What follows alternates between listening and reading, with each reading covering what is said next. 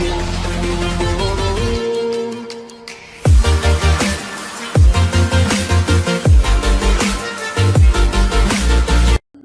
वालेकुम दोस्तों, मैं हूं आपका होस्ट मोहम्मद शफीक और आप चैनल देख रहे हैं उर्दू डिस्कवरी 5। आज हम बात करने वाले हैं बैटरी के बारे में।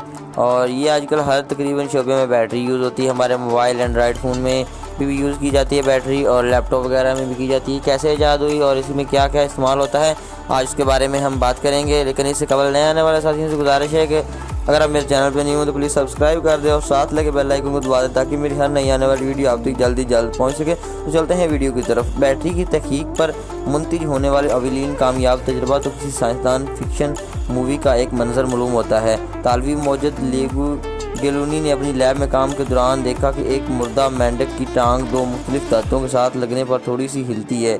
डरमाई मगर सादा नतीजा ये था कि बिजली और पट्टों को हरकत के दरमियान एक तल्लक वजूद था। आज गिलोनिक सेल गिलवानी से ही मनसूब है। गिलवानी का यह तजुर्बा बहुत बड़ा बर वक्त था। उस दौर में ये इलेक्ट्रिकल, केमिकल और तवानाई को स्टोर करने के लिए तरीक़ों से इब्तदाई तहकीक की जा रही थी। बैटरी बनाने के लिए जानना ज़रूरी था कि बिजली कैसे काम करती है। मौजूद अल-लीसा अंद्रो वेल्टर ने यह बात पूरी कर दी कि 1800 वोल्टेज पहले में एक मंजर आम पर आई और दुनिया की पहली बैटरी समझा गया था। लेकिन इससे में बस और सिल्वर जंग की डिस्टों को एक जगह से ऊपर रखा गया था। ये डिज़ाइन कामयाब रहा, लेकिन मुख्तलिफ धातुओं और मटीरियल पर तजर्बात 60 बरस तक जारी रहे। वोल्टा ने अपनी इजाद को मसनूई बरकी आला का नाम दिया। एक तार के साथ मुंसलिक किए जाने पर यह बरकी करंट देता था। अंजामकार बरकी तवानाई और कीमियाई रिएक्शन का तल्लक मालूम किया गया। फिर 1859 में उन्होंने गेट्स प्लांटे ने लीड एसिड बैटरी बनाई। इसमें शीशे की प्लेटों को बतौर इलेक्ट्रोड इस्तेमाल करके बिजली की तारें हासिल की जाती और एक इलेक्ट्रोड को बार बार चार्ज किया जाता। बैटरी पर तहकीक का एक सिलसिला शुरू हो गया। 19वीं सदी के अख्ताम पर डायनामोर और लाइट बल्ब ईजाद कर लिए गए। दीगर सनती तरक्कियों की वजह से बरकी तवानाई को स्टोर करने की ज़रूरत पेश आई। एक मौजूद एमाइल अल्फोएंसे ने शीशे की प्लेट के दोनों तरफ लगाने के लिए शीशे की एक पाउडर और सल्फोरिक एसिड का एक अमेज़ा तैयार किया। ये एक अहम कदम था। इसके बाद सिल्वे ने इलेक्ट्रिक एसिड बैटरी बनाना मुमकिन हुआ। अल्फोंसे ने अपनी मखसूस बैटरियों की पेंट को बनवाने के लिए दरख्वास्त भी दी, जब कि उसके बाद बनाई जाने वाली बैटरियों बरकी तौर पर मुंसलिक मुतअद्दिद सेलों पर मुश्तमिल थी।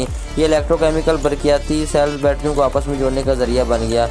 कई बैटरियाँ साथ कंपनी वजूद में आई। बिजली फरोख्त करने के लिए बड़े बड़े स्टोर्स मनसूबे बनाए गए और मसलन विलियम थॉम्पस ने न्यूयॉर्क के बैफलो आगरा आबशार में से हासिल किया था। बिजली फराहम करने का सोचा, इन सूबे में बैटरियों का इस्तेमाल किया शामिल और मगर नाकामी हुई। इसकी वजह यह थी कि अल्फोंसे को डिज़ाइन करता सेल पायदार नहीं थे। वो चंद मरतबा दोबारा चार्ज करने के बाद ख़राब हो जाते थे।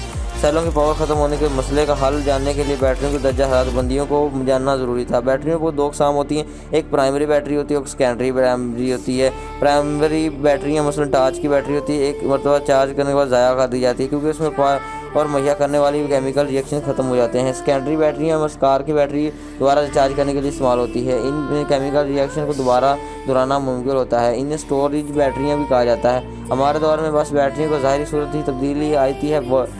वेट सेल बैटरियाँ बंद और सेल की हुई होती हैं।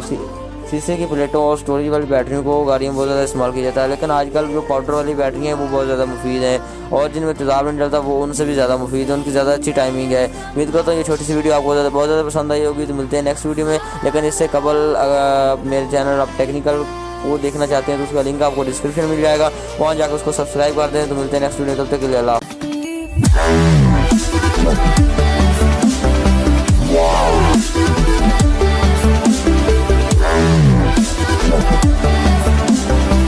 Yeah.